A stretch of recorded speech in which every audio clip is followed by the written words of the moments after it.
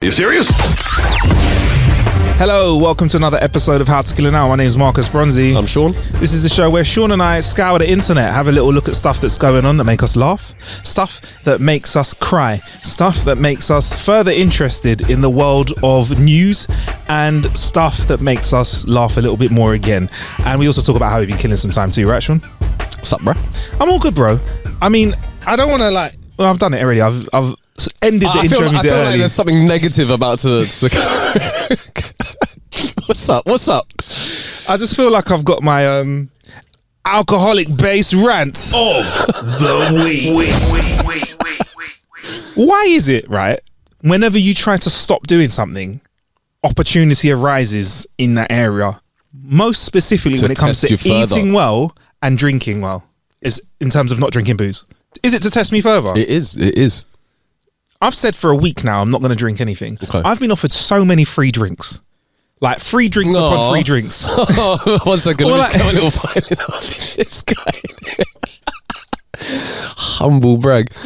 Just like, Wow. or like everyone's up for going for drinks. Where I feel like a couple of weeks ago when I wanted to go for a drink, people were up for it, but I feel like they're more up for it now. I got a text this morning from a couple of our mates in the AM, Sean, from one of our mutual mates, the one that you hate the most, and I kind of hate as well, saying, do you want to go out for a drink? And I was like, no, obviously, because I don't like him, but no, because You don't like him? it would just be a slippery slope. And I don't even want to go and have like a non-alcoholic beer, even though non-alcoholic Guinness is absolutely delicious. Okay. But yeah, I'm just frustrated. That was my frustrated. Is that is it just a week? Is it a little detox for a couple of weeks or?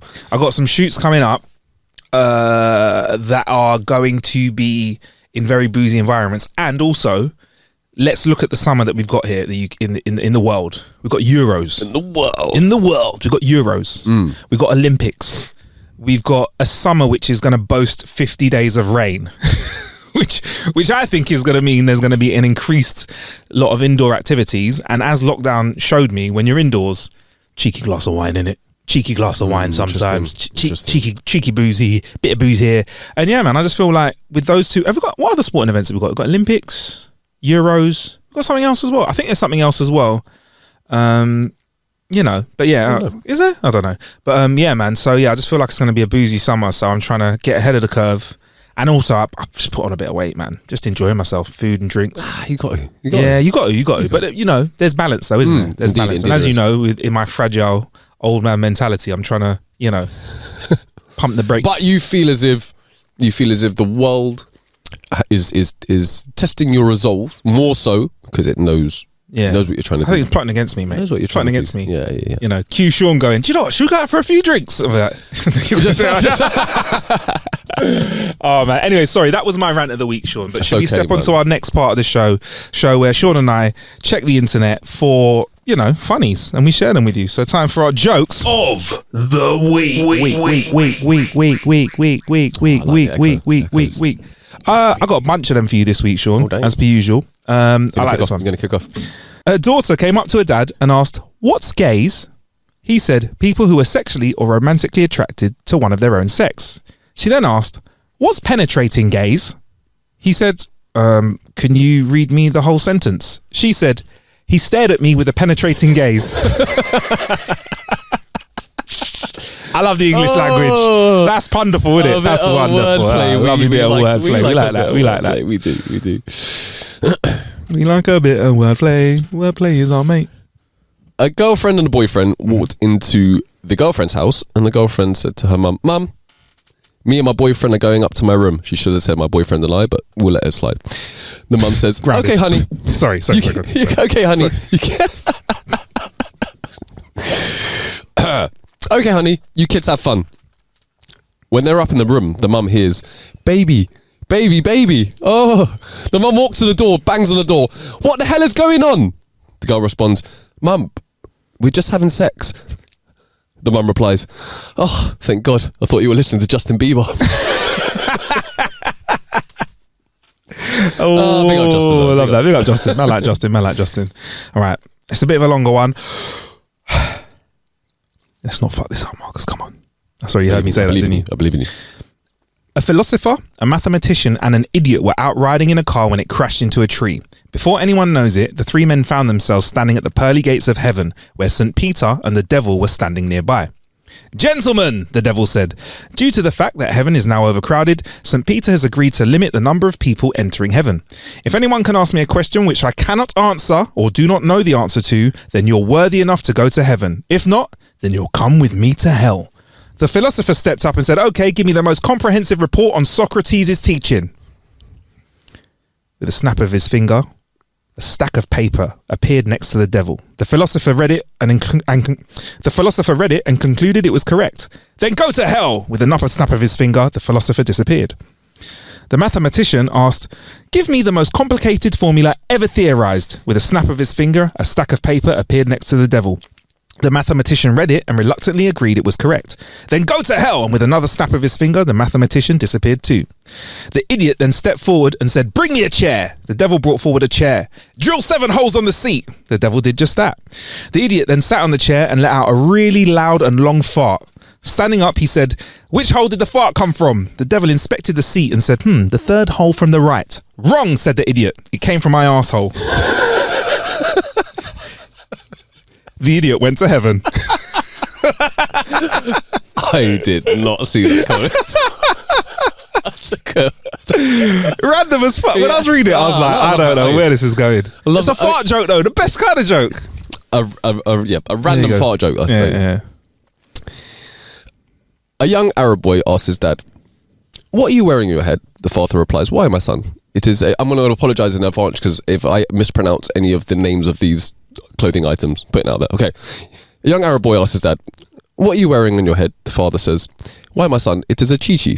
In the desert, it protects our heads from the intense heat of the sun." "And what is the long flowing robe that you're wearing?" asked the boy. "Oh, my son," exclaimed the father, "it's very simple. This is a jellab. This is a jbella. As I've told you, in the desert is not only very hot, but the sand is always blowing. My jbella protects my entire body." The son then asked, "But father, what about those shoes that you have on your feet?" "These are babushas, my son," the father replied. "You must understand, although the desert sands are very beautiful, they are also extremely hot. These keep our feet from burning." The son then asks, "What is that black thing that mum wears?" "It's called a burqa. It helps the hot sand from hitting the face and the body during a sandstorm." "So tell me then, father," added the boy. "Yes, my son. We live in England. Why the hell do we still wear all of this stuff?"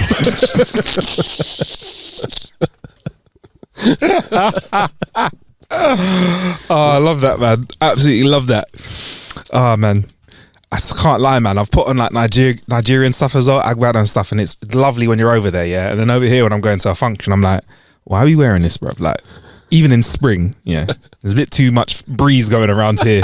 Is that such thing as too much breeze? When it's cold, hell yes. Oh, yes. Yeah, in the summer, give me maximum breathing. You know, it's a discussion for men to have more often, actually, that we actually do need more airflow around our testicular area, bro. 100%. It's good for it's good for the manhood if you're trying to reproduce. Sperm count, yeah. That's why our balls are outside our body, because it's the optimum temperature. Otherwise, our balls would just be inside, but it's too warm for sperm production there, isn't it? That's why they hang out, isn't it? That's why they when it's different temperatures, they go up and go down a little bit because they're actively trying to be the warmest or coolest at peak performance level. That's why they hurt so much when you get hit in them as well, because they're really important. That's why, isn't it? I'm not sure if the pain hasn't got anything to do with the temperature receptors. Nah. Just importance. Yeah, like that's why getting hit in the balls is like, ouch. And that's why we have two, I guess, as well, right? Because they're important. All the important things we have two of. Nostrils. I would say we don't have two brains. Between us. Between us, we don't have two Men, that makes sense, isn't it? Between us. You're pushing for one, mate. Oh, man. Right, okay. It's my turn. Bloke sits down in a restaurant and the waiter comes up with the menu. "Good evening, sir. Here's the menu." The bloke says, "No, I don't want a menu. Just bring me a dirty knife from service." The waiter shrugs, goes into the kitchen, fetches a dirty knife and brings it back to the client. He sniffs it very carefully and says, "That beef bourguignon is absolutely perfect." Did I pronounce that right? Bourguignon. It isn't like that. Yeah. Oh, no. He sniffs it carefully and says, "Wow, that beef bourguignon is absolutely perfect. Just the right balance of flavour. I'll have that, please. The waiter is astonished, but goes back to the kitchen and brings out the beef. The next day, the same bloke comes back. Same thing. No menu. Bring me a dirty knife. He sniffs it again and goes, lemon sole. Just delightful. I'll have that, please. So the waiter wanders back and brings him the sole. The next day, the waiter decides to screw the bloke over. He goes into the kitchen and says to the dishwasher, Maria, rub this on your privates, will you? She does so, and the waiter returns to the dining room. The bloke picks up the knife, sniffs it once and goes, how long has Maria been working here?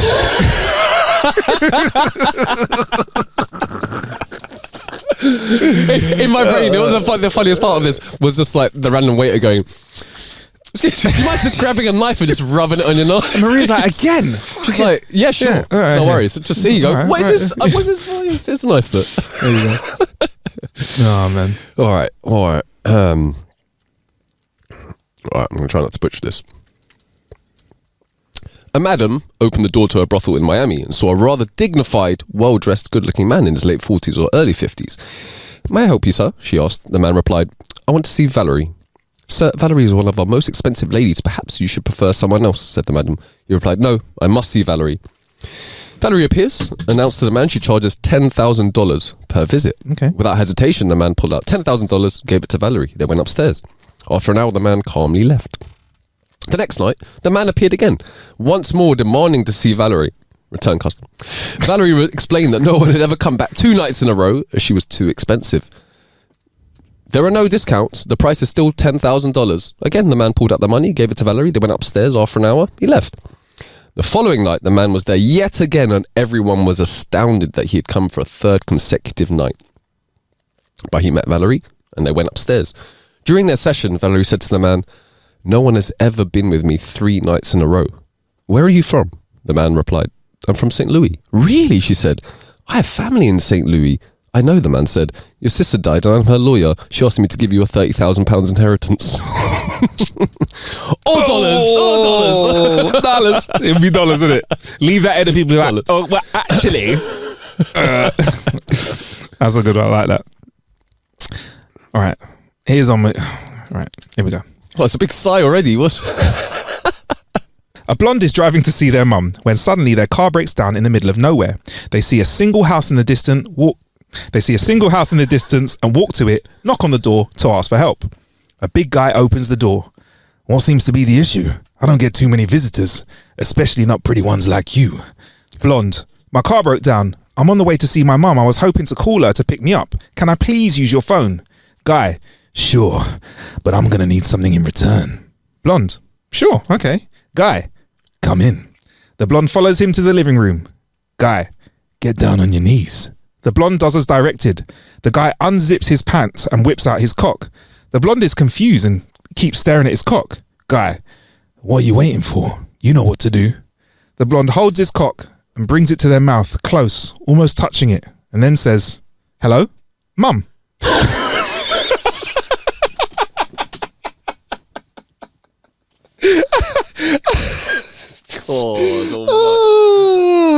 I did not see that. You didn't see that coming? Neither did he. And I don't think he did ever. Sorry. Oh, the whole setup for the joke just creeps me out. It is creepy, isn't it? The voices. It is creepy. It's creepy. It's creepy. There you go. Oh, I was like, like my hand as well. Hello? Mum. All right. A man takes a lady out on her first date. On the first date, the man asked the companion if she'd like a drink with dinner. Oh, no. What would I tell my Sunday class? She replied. Later, he offered her a cigarette. No.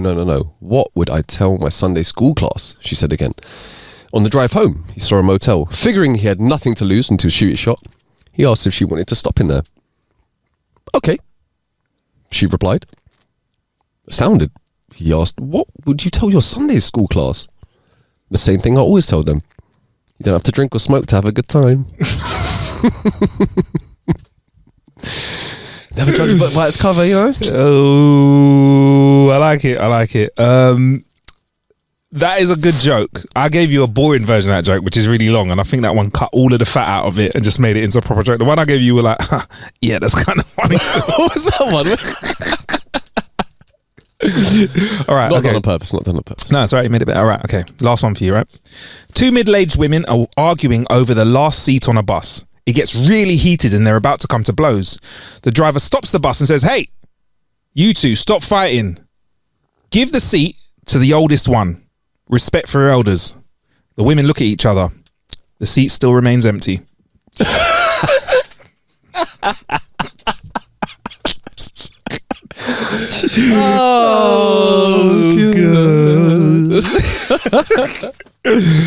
I got one more. Okay. I like this one. One more wicked.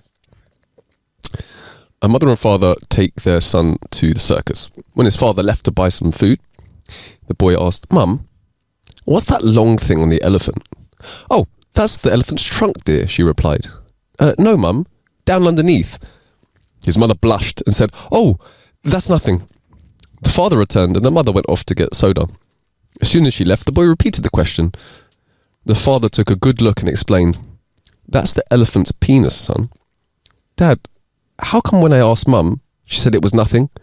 The man took a deep breath and replied, "Son, I've spoiled that woman."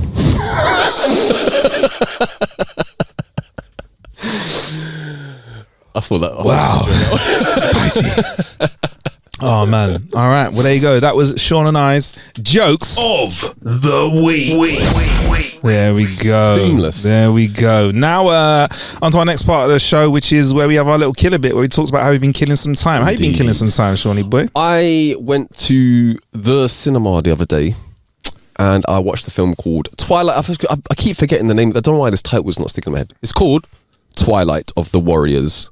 Twilight? I've not even heard of this. What is Twilight of this? the Warriors, walled in. So it's like Twilight of the Warriors, : Okay. walled in. And it's a Chinese film. Okay. And it was the first time. So I went to Westfield. Mm-hmm. And it's the first time where, big on my cousin, he bought the tickets and then we like our martial arts films. They said, "Oh, you need to go over to where they sold ice cream and then they'll open the screen for you." So we were like, all right. So we went over there, spoke to them, and they were like, "Oh yeah." The guy was like, "Come follow me." So he took us to like a next screen where you had to put like a code in, and I was thinking, this is like some broom cupboard. Like where are we? Like, so they took us to this like next screen. We went in there, and it was a fairly like decent sized screen, but it was just us two. It was chilling out in the VIP seats. By the time the film started, like 2 other people rolled in. But it felt like a private screen. It's pretty cool. Why is that? Do you think it's because it wasn't a mainstream I think so. AAA Western Yeah, blockbuster? but it was a good experience. Don't you just Screen love it? 15. Ooh. Screen. Go in there and be like, Shepherd's Bush, yeah? Screen 15. Screen 15. Yeah. Don't you just love it when you have a cinema to yourself and they let you have the VIP seats? Yeah, it was brilliant. We just, wicked. they didn't let us. We just went and just put our feet up and chilled. There was like one guy behind us who looked like Louis Theroux. Could have been Louis. If that was you, Louis. It's his area. Yeah. His area. So it could have been Louis Theroux. Yeah. Yeah, he's probably there on his podcast now going, and I definitely knew they didn't buy their VIP tickets and they put their feet up.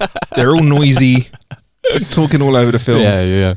Okay, cool. So I know nothing about this film, but it's a martial arts film. Like what made it it's an good action or bad? film. If it is good or bad?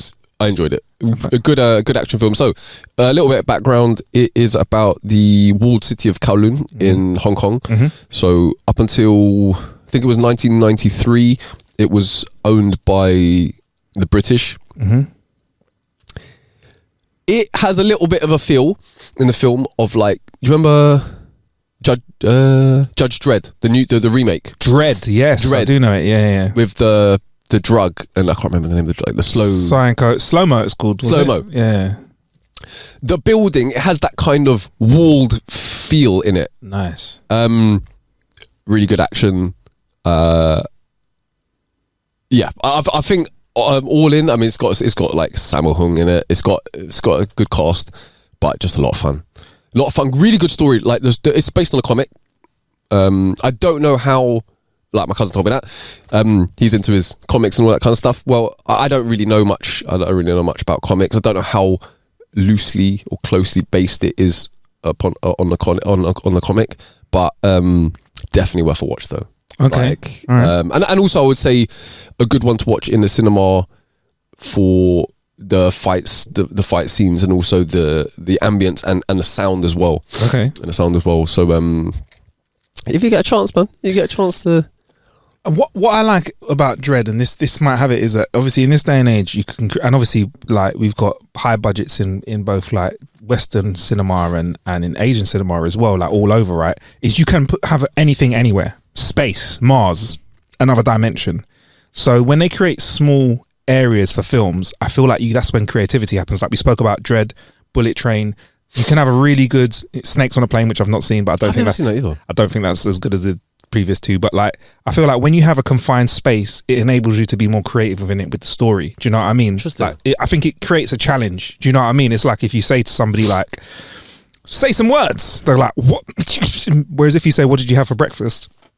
Right now they know they're going to talk about what they had for, they can, even if they say I didn't have breakfast today but yesterday do you know what I mean? You've given them a confined space literally, and for it to be based on something that's real sounds pretty cool. But for me, I'm like, is the fighting cool? You said it is it, how gruesome is it, knowing that I'm a bit of a how gruesome is it? No, it's not overly gruesome. No, I think you'd be cool. Okay, cool. Yeah, and, story's decent as well. Good story. It's not the kind of martial arts film where it's purely just about the martial arts and they kind of like tag on a story. The fact that it's based on a comic, the storyline is very, very, very central to the whole piece. I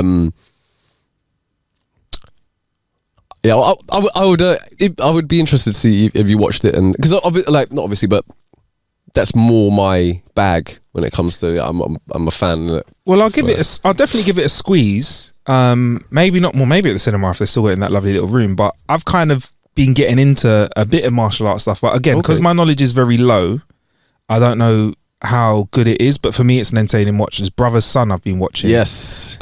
Which I've not watched all of yet. I'm just kind of like taking my time with it, just like giving myself a little episode here and there. I enjoyed Brother's Son. I mean, in terms of, it's got actors that are probably a bit more well known in like sort of like traditional Western, cinema and TV. So you got like Michelle, like you said, Michelle Yeoh. Michelle Yeoh. Can we just say that Michelle Yeoh is just an absolute G? I mean, Sean doesn't want to give her a round of applause, but yeah, I mean, she's my sister met her and said she was amazing. What? Yeah. She's like cinematic royalty. Yeah. You know what's amazing as well is, we've all known she's sick, right, for years, but she's really got her flowers recently, innit? She has done. Because she's been massive in Hong Kong cinema and Asian cinema for a long time. Yeah. I mean, I've been watching stuff with her for the last 20 plus years. Yeah. But I think, as you said, like mainstream kind of American and UK media and such, like Western media. And whatever I've seen her in, she has the ability to, I feel like, carry and have impact in a show. Like, here's an example, like amazing. Away from everything that you may have seen her in, right? Star Trek, right? Her character was so strong that I'm not saying this is the reason, they may have had an idea anyway, but her character is so strong that there's a spin-off series, conversation about spin-off series for her, where there wasn't before. And I feel like it's one of those situations, if it was played by someone else who didn't quite nail the character, there may not have been a spin-off series. But she nailed the character so well that the producers go, fucking hell, they need their own flipping show. And to do that in the Star Trek universe is quite, with a brand new character. Star Wars or Star Trek? Sorry, Star Trek. So I said, did I say Star Wars? No. Oh, sorry, Star Trek. So yeah, to do that in Star Trek, you sure? Yeah, fucking, I'll get killed for that. To do that in Star Trek is absolutely like amazing. When a brand new character, when you've got characters like Spock and reiterations of Pike and all these other characters that are like main characters in the Star Trek universe, for her to come through and just kick ass is amazing. And I think I know what she's really good at. She's great at playing strong and vulnerable at the same time and bouncing between those. She's everything everywhere all at once. What seen that film, man? What a great film! Yeah, man. And she does that in Brother's Son. Yeah. That was so unique. So unique, man. Great multiverse film as well. And in Brother's Son, she does it as well. Like, have you seen them, all of them? Yeah. She plays a mum in it, and she plays strong, stoic, badass, but then very caring, cutie, empathetic mum, and yeah, man. And like, again, I feel her range is sick. Yeah, man. And I feel like until very recently, a lot of stuff that we've seen with a heavily East Asian cast has always been like very, I don't know, man. I feel like they focus more on the stereotypical stuff instead of allowing these actors to have story. And in this, yes, yes, there is martial arts and trads in it, but I also just feel like it's about the flipping story, and it's jokes. And I also like the fact that they mix in some Mandarin here and there as well. There's even jokes around that which are fucking wicked as well. And like, it's just, bruv, it's just like it's about, I can give a bit. It's about Charles' son, a gangster who's settled into his life as a ruthless killer. He's got to go to LA to protect his mother and his younger brother, who is like the complete opposite. And his mum and his the mum and the brother, the younger brother, they moved from Hong Kong. I can't say. Is it Taipei? Is that how you say it? Yeah, Taipei. From Taipei. Yeah. And she wants to save her youngest son from that life, innit? Yeah. So she brings him over to the States, and he grows up as like proper American kid, American, completely oblivious to any ties to the triads or anything like that. And so when he gets introduced into the world, he's just like a fish out of water, and it's hilarious, isn't it? It's so great, man. Like the acting's great. It's got great fighting in it. It's got some violence in it as well, which is within my threshold. And it's proving to be a fun story. And like what I'm seeing is like the character development is every episode is kind of giving you a little bit more about a character. So you kind of get a bit deeper. And also, man, it's a great watch. It just makes me want to eat churros, bruv. Churros are banging. I love churros already, but the way he's eating churros in it, I'm like, yo. But man, like I think it's like a great mix of just great actors, unknown actors as well, great fighting, which looks great story, and I'm just enjoying taking my time with it. I mean, at the moment on IMDb, I mean, I'm gonna check its rating. I don't care for it particularly, but just let's see if the world is with us on this one. 7.6, which is high. That's good, man. So, but I think it's great. And Michelle again has just come through as her own. Like she's not in it as much at the start, but as they slowly introduce her, I'm like, come on, man. She's just sick, man. She just goes from like a gangster conversation to like slapping her son in the face and shut up. You get me? And obviously the way that she has to treat the son who has the triad background and the son that has the American background, she like disciplines them differently, speaks to them differently. Yeah. And also it's that thing of like her. Is this a spoiler? Yeah. Can I give? No. I mean, no. It's not going to be a spoiler for you because you've. How many episodes have you seen? I am about 4 in. I think 4 or 5. We'll revisit. 4 or 5. Okay, cool. We'll come back. But I think you've. I mean, I think it's kind of. It's known in the sense of like what her desires actually are, and they may be different to what you would expect of a lady a mother of 2 in her mid 50s. I'm guessing. I'm thinking in the show probably 50s. It's about 25, maybe 50, maybe late 40s, early 50s. Yeah. And what her motivations are. Yeah, and they may be different to what you would. And also, do you know what? There's a part of it which resonates because she's like, this is what I have wanted to do, and I'm gonna do it. I ain't gonna let nobody tell me that I that I like that. I really, I enjoy that. It's good, man. It's a good vibe. So I'll pick up Michelle Yeoh, man. Yeah, man. Yeah, I want to see more. I want to see more of her. I mean, what makes me kind of want to go into her backlog and kind of see stuff that she's done. Incredible films, back in the day, man. So I'll go, but I'm gonna go back and think I'll tuck into those, man. I mean, that's what's good about streaming, bruv. You can just like search for an artist or an actor and go check out their stuff. But that's how I've been killing time. That's how Sean and I have been killing time this week, man. Time for us to move on to our next part of the show, Sean. Unless you've got more ways you've been killing time. Nope. It's time for us to dig into some stories. How much crime is in your story this week, Sean? There is not much nefariousness. God, sorry, damn. Have you got something for us? Man. It's more of a oopsie of the week. Sorry, oopsie of the week. Of the week.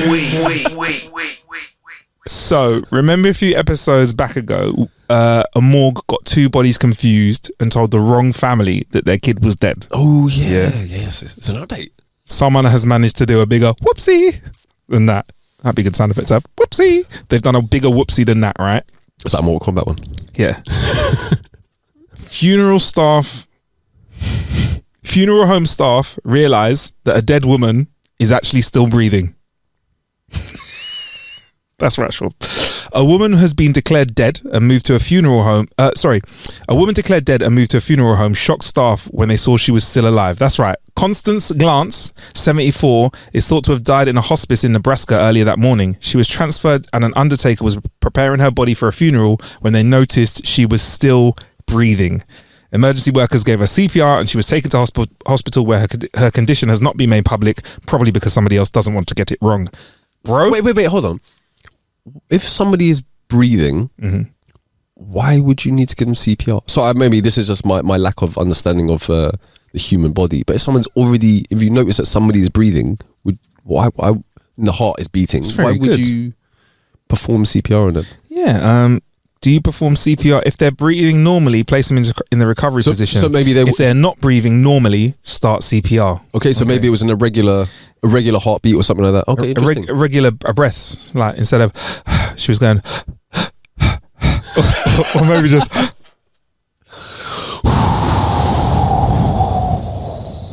yeah. But yeah. Damn. I mean, it doesn't. They don't specify because they don't want to misdiagnose what it is that she.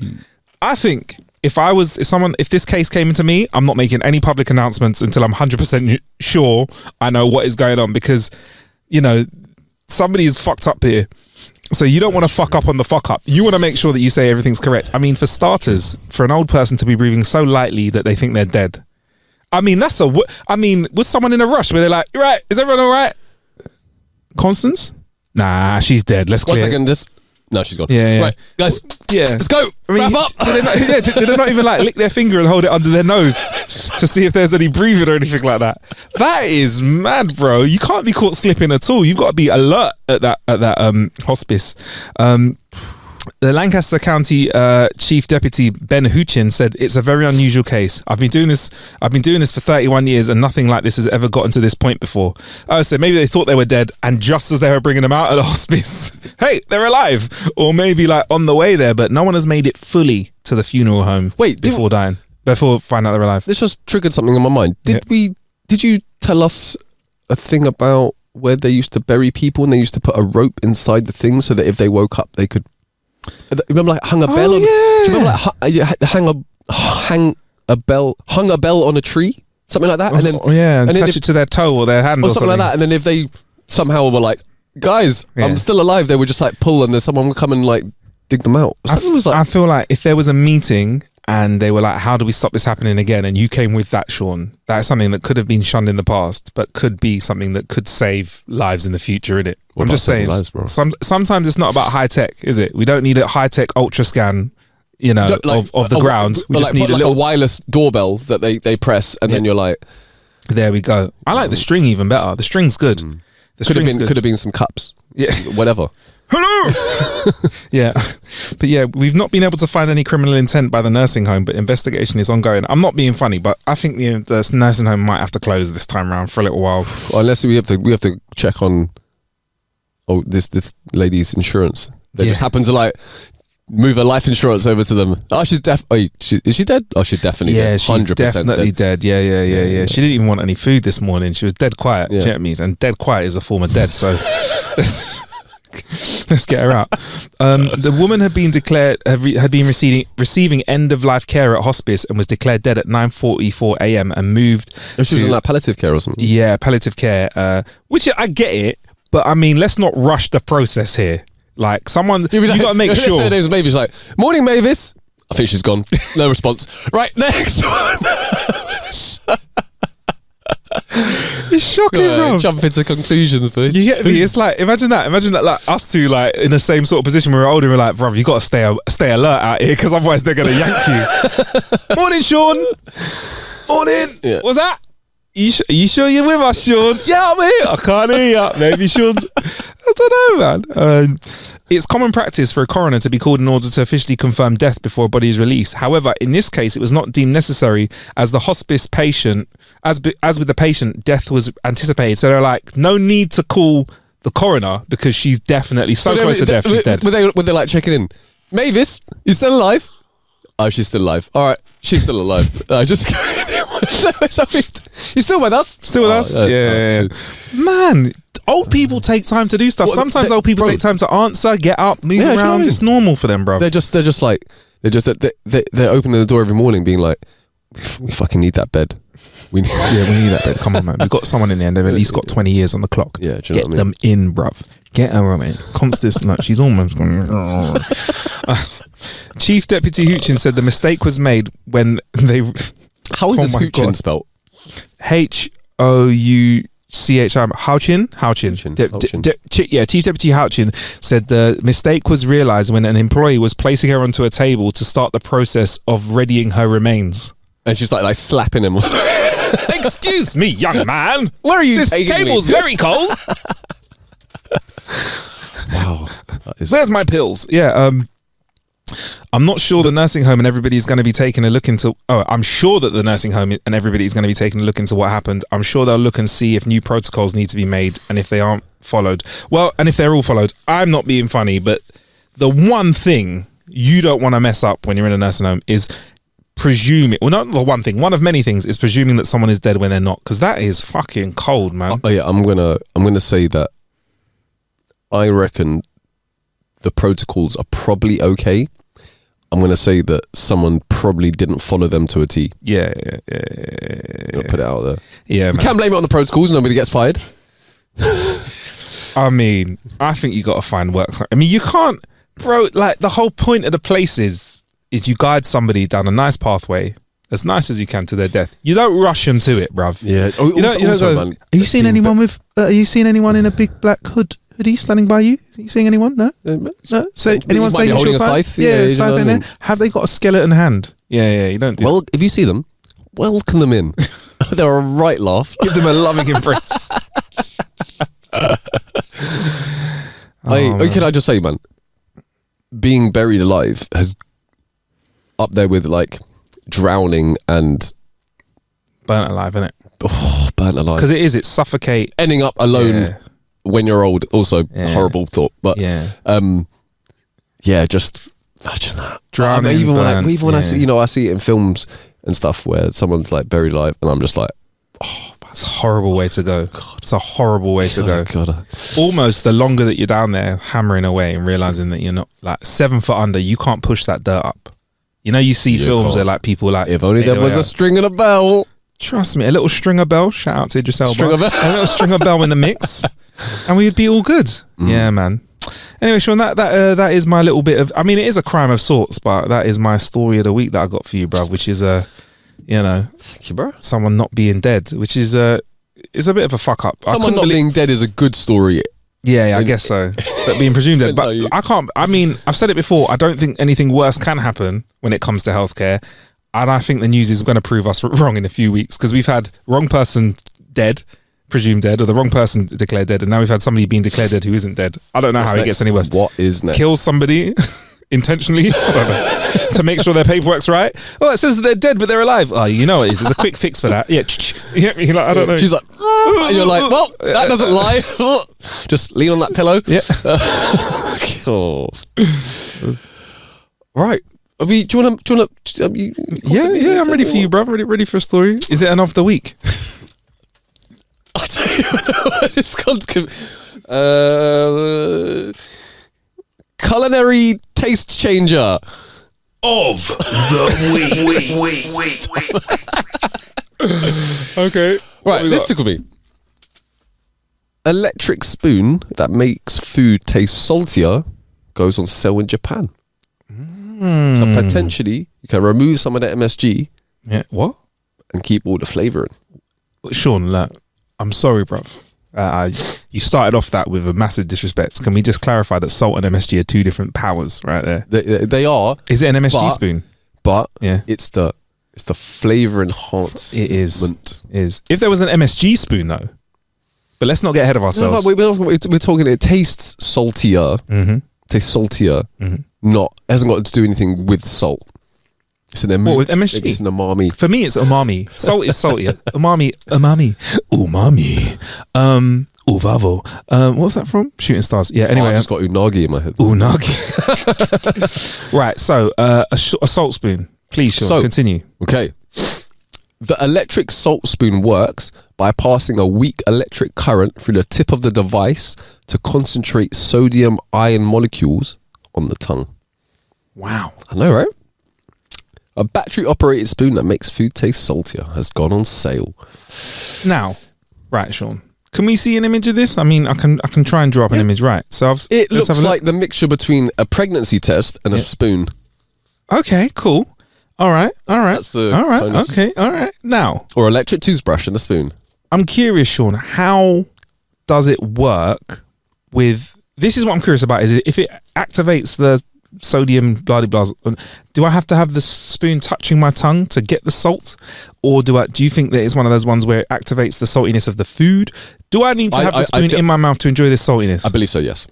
So I have to have the spoon hanging out of my mouth. No, but like when unless you like eat it and then you just use your teeth like Yeah. to take, which is also that when people do that with like Weird. metal forks, Yeah. I'm like, yeah.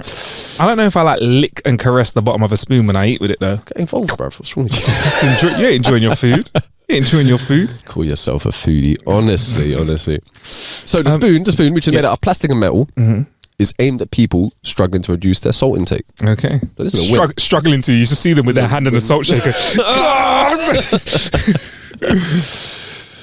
Excess sodium intake is linked to increased cases of high blood pressure, strokes, and other conditions.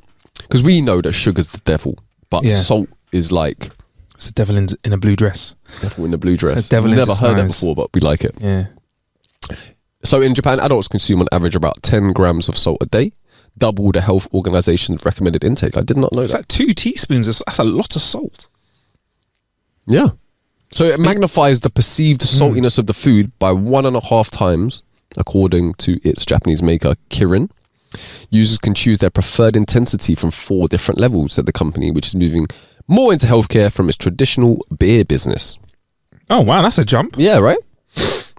They need to make a can that makes the beer taste more alcoholic, so I can have a 0 alcohol can of beer. But anyway, look, before I progress, Sean, when it comes to consumption of salt on your food, are you somebody who reaches for the salt shaker when you're eating, or are you somebody who leaves the salt shaker where it is?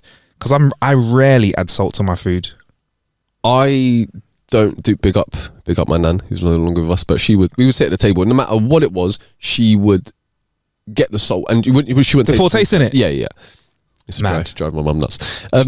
Yeah, because sorry, I love you, Nan, but it's like if the response is I like salt, but it's like, well, what if the chef likes salt? You get me? Like, yeah, but go on. Then we all love salt. We all love salt, yeah, double the salt. Yeah. But no, I will always taste my food first before seeing if it needs required. Because the thing is, you can't take salt out of food, and if food is too salty from the get go, I'm like straight away it's off putting for me. I would rather have to add a little bit of Yeah, man. yeah. So I don't use all that much salt when I'm cooking. Yeah, I don't use much salt when I'm cooking. I think it's nice to use towards the end of the cooking, or like if you need Add to. to taste, huh? Yeah, Or- add to taste, huh? Add to taste. Or use this a spoon. Use that is all. Yeah, man. I don't use a lot of salt. I use salt, but I don't tend to like go ham. But I've seen some people go bonkers with the salt in their cooking. Oh man! And what scares me is when they add all the other flavorings in and stuff like that. When you can't taste the salt, I'm like, rah, man. I've seen how much you put in, and it's I know when I've had really salty food because I feel parched. Mad thirsty afterwards. Thirsty. We went to we had some pho, the Vietnamese soup the other day, which I absolutely love. But about 40 minutes afterwards, I was like, yeah, man. You're trying to like parched. your mouth is Spitting dry. feathers out here. Yeah, man. I'd get really. I think if you wanted to really offend me, if I put a meal out. Just take notes. If I made you food and I saw you absolutely salt and pepper it before trying it, I'd be like, right. But my dad likes spicy food, so he has been known to just take out some Encona sauce and add it to like dishes that are not. Yeah. But he at least tries it first and then looks you in the eye with disdain as he pours the sauce on. Yeah, that's better. Yeah, that was now it's got some actual flavour in it. Do you know what I mean? Well, in the same way that my sister, for instance, she would take like a pot of my mum's chili sauce like away on holiday with her. Really? Yeah. She's that into the chili. Wow, because listen, your mum's chili sauce is the one. But I'll be honest, Sean, I'm not going to pack it if I'm going with hand luggage, it's not going to make its way into my toiletries bag in my under 100 No, that's ml. cool. I'm just going to jot that down here to give my mum some feedback. Yeah, man. But I will take a half litre in it. I'll take a litre of it. But like your sister rolls it, she travels with her hot sauce. I find that amazing. So if you cook, Maybe not everywhere, but Yeah. I know she's definitely done it in the past. if you cook Pick for up the her, system. then do you know that she might put, like, for example, is she one of them people you'd be like, yeah, there's some hot sauce for you? Oh, for sure. Yeah. Chili sauce, chili oil, chili paste, something. My Fresh tolerance, cut chilies. cut chilies are lovely, but your tolerance can go up very quickly, because I had a time No, when I it was Not mine. really not yours. You don't like a chili, Bro, I have, and because people have said to me plenty of times in the past, they're like, no, so what you need to do, yeah, is you just need to, for like a sustained period of time, just try and eat. So I did, but I did it for 3 months. I did 3 months of eating spicy food every day. Yeah. All it did was like give me a bad stomach. That was it, man. After 3 months, I was like, nope, my tolerance is still identical to what it was previously. Really? Yeah, It took me a while. Like, it took me a while because I remember I wasn't that a big fan of Nigerian food when I was younger because the spice was a bit too much, and it took me a while to get into it. But I had this period a few years ago. Maybe was it a heavy flow? Yeah, it was, man. And I was like, sorry, I was very emotional. But but like I was like, I don't know what happened to me, but my tolerance for chilies became really like, it was really like binary in terms of like, if I had a little bit of chili, like a tiny bit, almost none, I'd have a spicy botty the next day, right? But I could, if I hammered like half a jar of chilies, absolutely fine. And I started to like it. Like it's like, and I'm still kind of like that now. If I had like a mildly spicy dinner, I could be like, you feel it, might feel that the next day. You give get me some jollof rice, was just like, mad. Yeah, just covered it in pepper. If no, say for example, you've got a dish which is a little bit spicy, but I put like a big chunk of pepper on a big bit of pepper sauce on one mouthful, ate it, carried on eating my food. The next day I'd feel it. If I like half absolutely that cover my food in it, it's like my tummy goes, right, I got the antidote for this. Let's correct this. And absolutely there wasn't enough previously. We saw it come through. Thought, we're not getting out of bed for that. Yeah. But if it's the real stuff, they're like, let's go. But I love all sorts of chilies. I like chili oils, chili sauce. I love the chilies you get from the takeaway, the little pickled ones. Is that not for you either? When you talk about like the green kebab ones, yeah, the kebab ones, the green I love ones. those, bro. Oh, you like those then? Okay, they're nice. But the thing is, right, you got not two different types, but you tend to have the hot ones and the ones which are just like peppers, nice flavor. Not really any heat on them, so like sometimes I get excited and I think the other ones are the other ones, and I take a bite. I would just take like out of it, ruins and then realised, you're like, fuck's sake, man. Padron peppers. You like a padron pepper? Love padron. Have you heard the rumor about padron peppers? They're 1 in 1,000 or 1 in 100 or whatever. It's supposed to be really hot. Is that just I don't know. Is that just to put us on edge when we're eating it? Now all of a sudden the dish that you like has become Russian roulette for your tongue. I'm sorry. I don't know. It's kind of exciting. Yeah. I had padron peppers yesterday. I had padron peppers yesterday with chili jam. It's the first time I had it.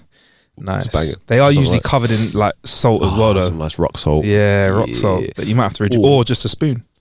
He's gonna say full circle. Hey, nicely done, sir. Nicely done. What you don't want to do with a salt spoon, or if you do want to do, is give it to someone, turn it on while they're having their cereal. Oh, here you go. Here's a spoon for your cereal. But a Scottish man for his porridge, maybe on it. There you go.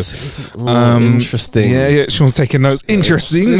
Couple pranks in there. Bro, I'm going to put this. Look, the object was co-developed with Meiji University professor Homei Miyashita. Big up yourself. Who previously demonstrated the taste-enhancing effect in a prototype electric chopstick. What? Electric chopsticks. Okay.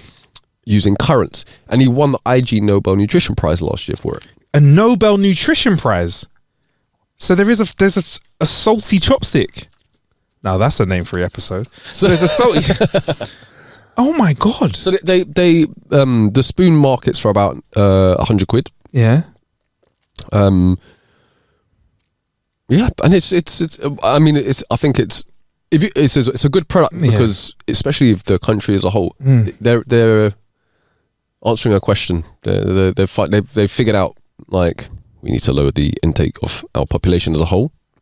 Stimulate. Insert electric ion spoon. Exactly. I mean, I would like there to be like there's like sweeteners and stuff. It'd be nice if there's like a salt replacement you could sprinkle over your stuff. There is one. It's called MSG.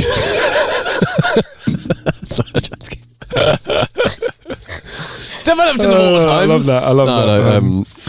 It reminds me, there's a bit in Brother's Son where she's like, MSG, doesn't that give people headaches? And the guy's like, no, that's only in some people. Don't say that. It's actually a great flavouring. That's funny. I know, but it's so divisive. And I was going to say, I'm going to guess, I don't know. But I know that within Southeast Asian cuisine, there is a massive, like, some chefs like are very open about using tons of MSG, and some are completely against it. Yeah, it's quite an interesting space, actually. Yeah, man. I mean, whatever tastes nice as long as it doesn't kill me in it. Do you know what I mean? I like MSG. By the way, Sean, I found the electric chopstick. Oh, did you? Yeah. You can see that the spoon is an upgrade because the technology is in it. The electric chopstick requires you to wear like a wristband that connects to one of the chopsticks. Oh, damn. Yeah. So one of the chopsticks is charged with the flavor, but it's the same technology. This guy's a fucking genius, you know. Do you know what? It's such a clever idea. I'd just say put it on the knife and fork and spoon. A bit of everything, and then they're all programmed. You're just for the like same licking your knife. Probably Yeah. not. I don't know. I'm not sure about that. A minute ago, you were like, "Does the spoon have to touch my mouth?" And you were like, "Let's put it on everything." Let's put it on the napkin.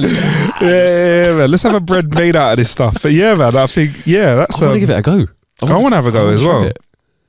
Love to try it, man. But anyway, look, Sean, we're at the end of another episode here. Salty Chopsticks is definitely a great name for the episode. Make sure you follow us on social medias as well, at How to Kill an Hour everywhere.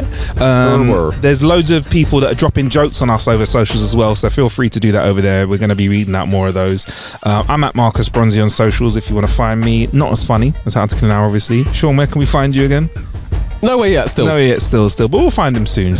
We will find him soon. But yeah, thanks for listening. Thanks for enjoying. Thanks, guys. And remember, don't use too much salt on your food. Don't use too much MSG. Or purchase a spoon. Purchase a special spoon. There you go. Or a chopstick. Or a chopstick. Yeah. Probably 2. Get 2. Of the week.